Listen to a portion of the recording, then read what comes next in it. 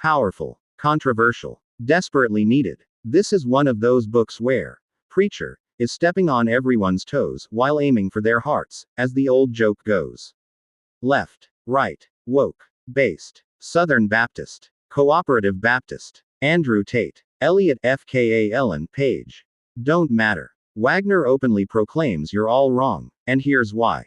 Yet even while doing this in a fairly direct and compromising manner, he also has, and shows within the text here, quite a bit of heart and compassion for everyone, no matter where they happen to currently find themselves in this particular discussion.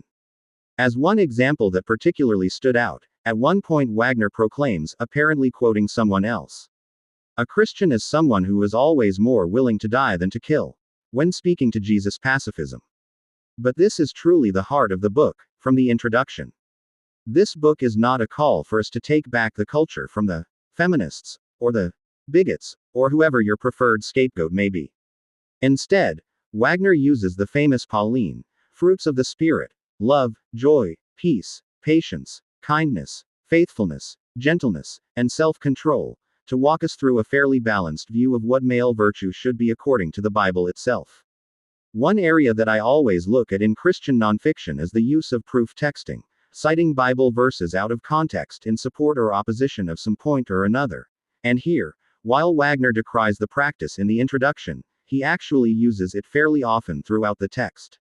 Not as horribly as some other authors, and indeed in focusing so much on expounding the famous verse from Galatians, he actually provides quite a bit of the overall context of most of what he discusses.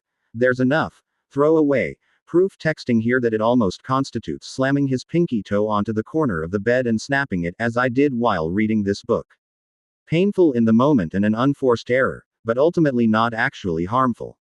Yet it still cost him a star on my rating, because I try to be consistent about removing that star anytime I see the practice used as my one weapon in my personal war against all vestiges of the practice. If you're interested in Christian ethics and virtue at all, you're going to need to read this book.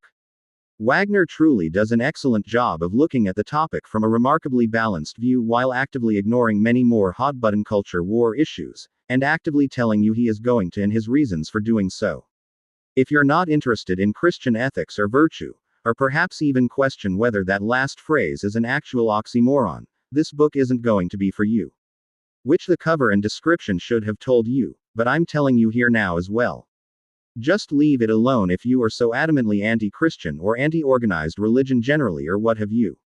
You're only going to make yourself upset as you read it, and if you review this book you're more than likely going to make yourself look like a jackass.